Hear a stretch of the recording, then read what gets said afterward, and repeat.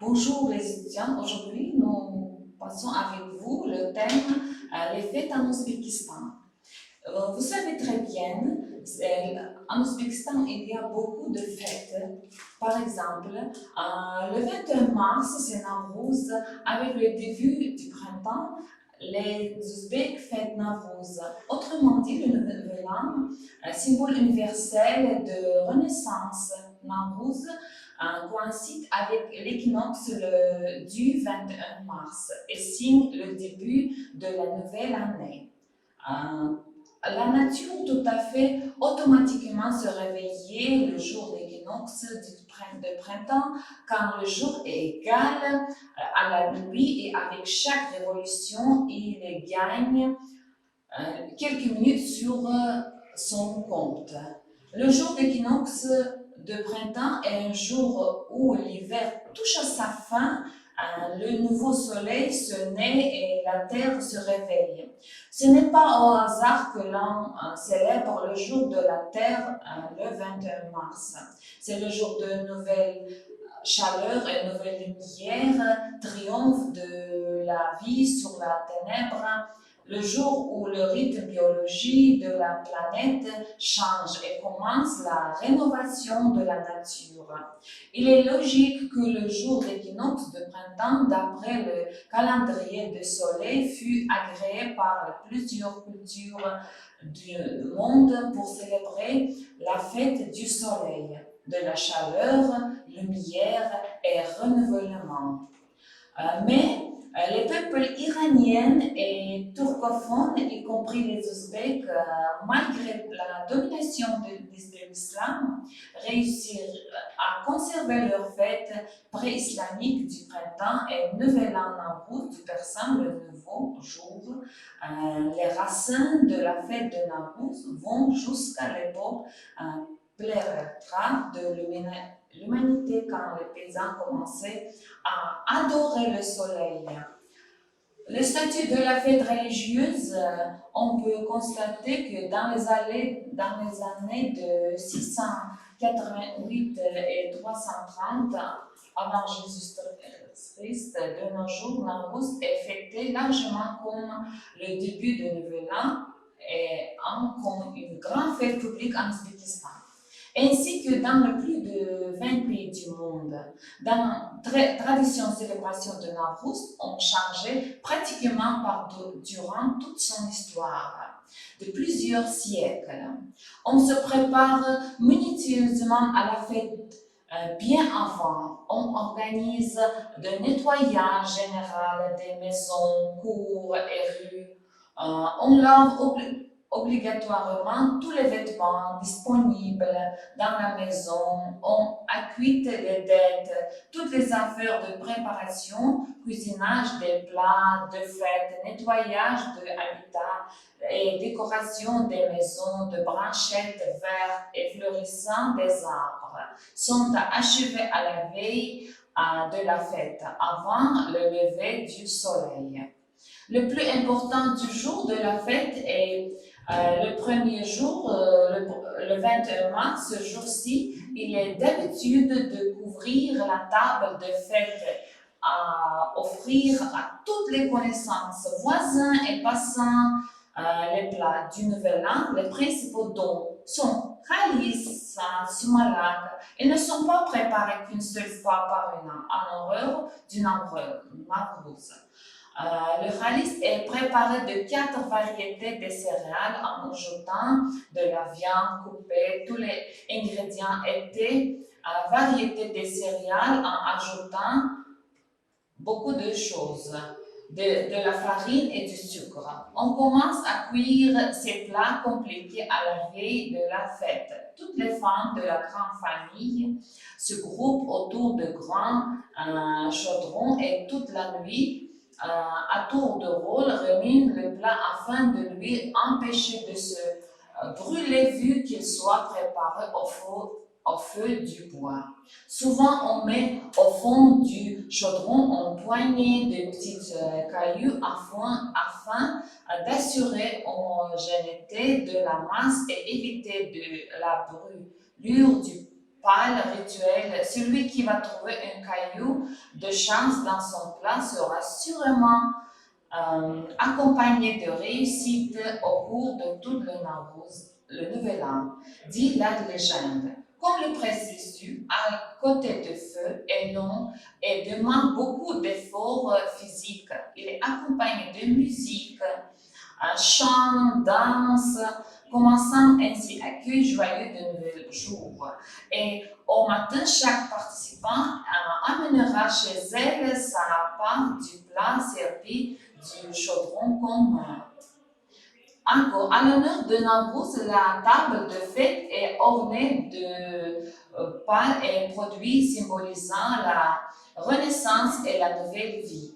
On tient à servir le pilaf, choupa, soupe de berger, viande au vin cuite et coction ça, petite pâté avec de la verdure primaire à l'intérieur. En bref et en général, plus la table de fête est riche en plats et desserts, plus abondante et chanceuse sera le nouvel an. Les premiers 13 jours suivants de fête, il est d'habitude de visiter respectivement des amis, voisins et parents âgés, à organiser messes joyeuses, bazar de fête, compétitions sportives, planter de jeunes arbres et aborder des travaux agriculture. Le premier sillon dans le nouvel an est réalisé d'après l'ancien rite par le membre le plus âgé et plus respecté de la commune. Les jours de fête, il faut obligatoirement avoir les bénédictions des vieillards par un maître. Il est d'habitude de considérer que si l'on célèbre la fête de Nowruz, toute l'année à venir sera fructueuse et chanceuse. Le peuple garde en sa mémoire également la légende d'après laquelle un ange descendant sur la terre les jours de Nowruz pour apporter aux gens la chance et bien-être. Mais il n'entre que dans les maisons où règne la paix et l'entente.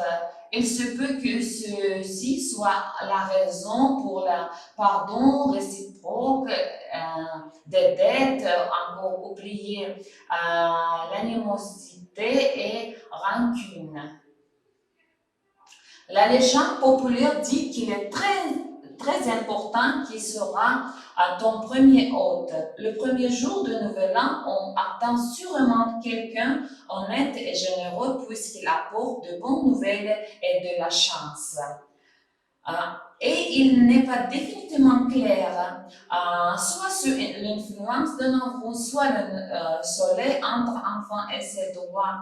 Mais ces jours, si les gens en fait définitivement plus généreux et plus ouverts, chacun aspire vers ses racines initiales, vers la nature, se réjouit de chaque herbe et chaque petite bête sortant de son nid, en bref, aime de tout son cœur sa vie et celle nouvelle, laquelle fleurissent autour. Peut-être, n'est-ce pas, une magie? On peut dire ça. 1er septembre, c'est le jour de l'indépendance. Nous savons bien, c'est notre grande fête. C'est une grande fête de l'Ouzbékistan. La fête de la journée d'indépendance est un jour férié, honorable en Ouzbékistan.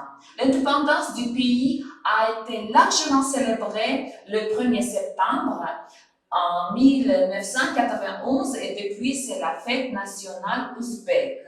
Maintenant, le 1er septembre est un jour férié chaque année dans le pays.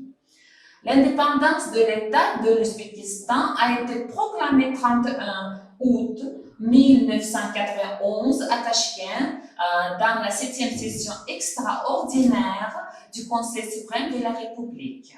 Cette fête est la fierté de tous les citoyens de l'Ouzbékistan.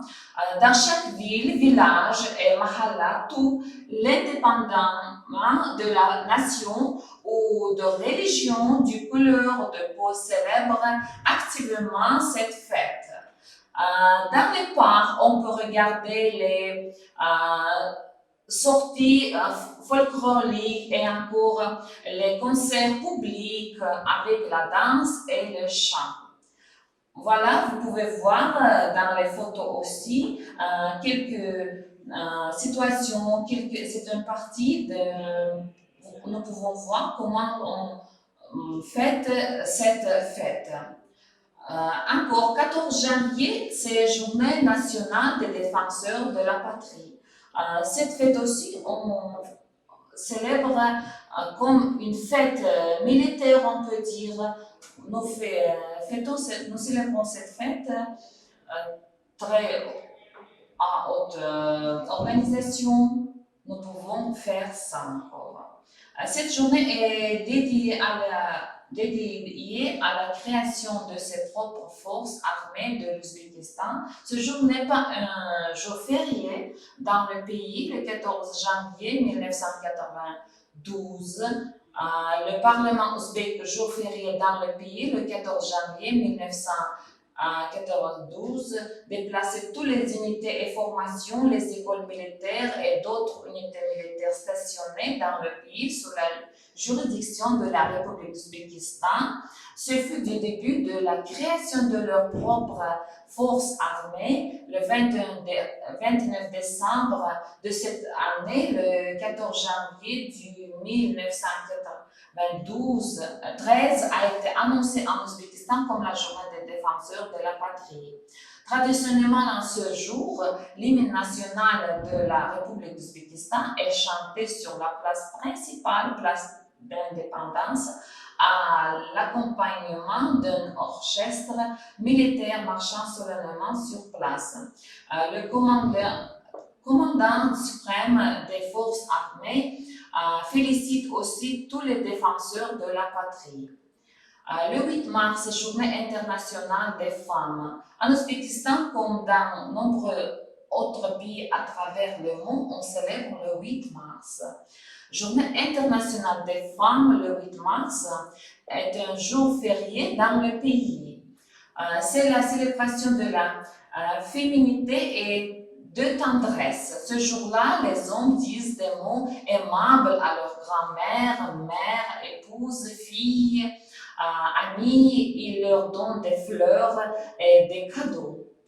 C'est la première fête du printemps et il n'est pas un hasard car le printemps est aussi belle que chaque femme.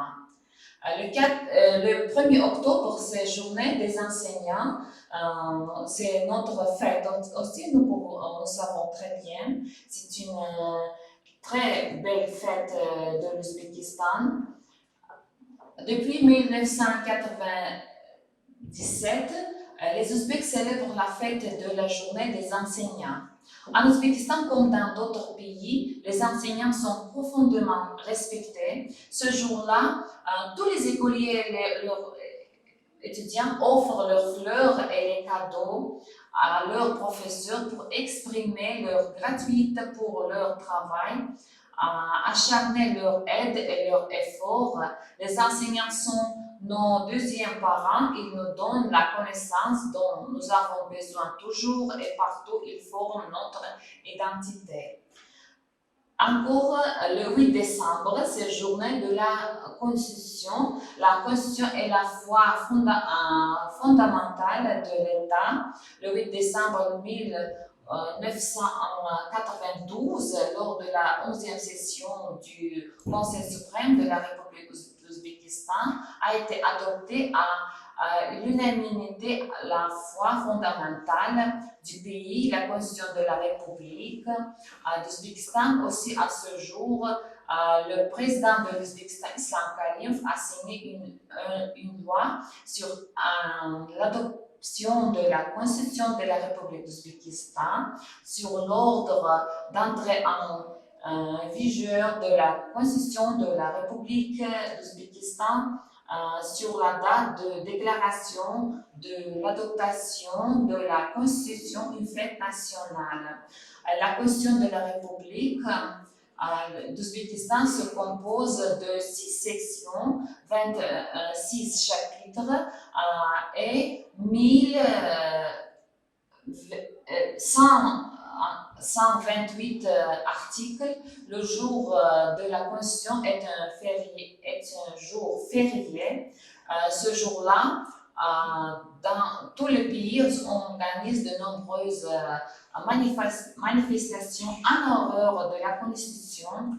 Le 9 mai, jour de la mémoire de l'honneur, le jour de la victoire en Seconde Guerre mondiale en Ouzbékistan est appelé Journée de la mémoire. Pendant cette fête, on salue les héros qui, au fil du temps, de façon désintéressée, défendaient leur patrie, ainsi défendent l'indépendance et la vie paisible de ses compatriotes. Ce jour est aussi consacré à ceux qui ont donné sa vie pour l'amour de la patrie pendant les guerres et en période de paix. Cette fête est très importante pour la génération plus âgée, dont la douleur et la joie dans l'âme se souviennent du jour de la victoire. Dans le livre de mémoire et d'honneur, les noms de 4550 personnes qui sont jamais revenues en Ouzbékistan pendant la guerre sont immortalisées. Ce livre se compose de 34 volumes. En cette journée importante et mémorable, tous les habitants de l'Ouzbékistan posent les fleurs à sa flamme éternelle et au monument, rendant ainsi hommage aux mots pour l'amour d'un avenir radieux dans les années de la Seconde Guerre mondiale. Et encore, il y a encore les fêtes religieuses comme Eid al-Fitr. Cette fête est aussi appelée Rouza Haït. Elle implique une purification spirituelle et morale. Selon la loi islamique, elle est célébrée le 9e mois du calendrier musulman de Hégire. Cette fête vient après le Ramadan.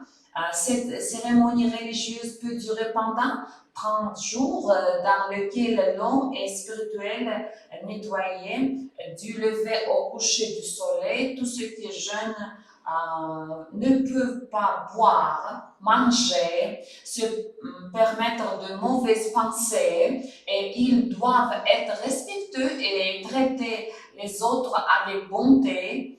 Pour chaque musulman, le ramadan est obligatoire pour renforcer sa foi.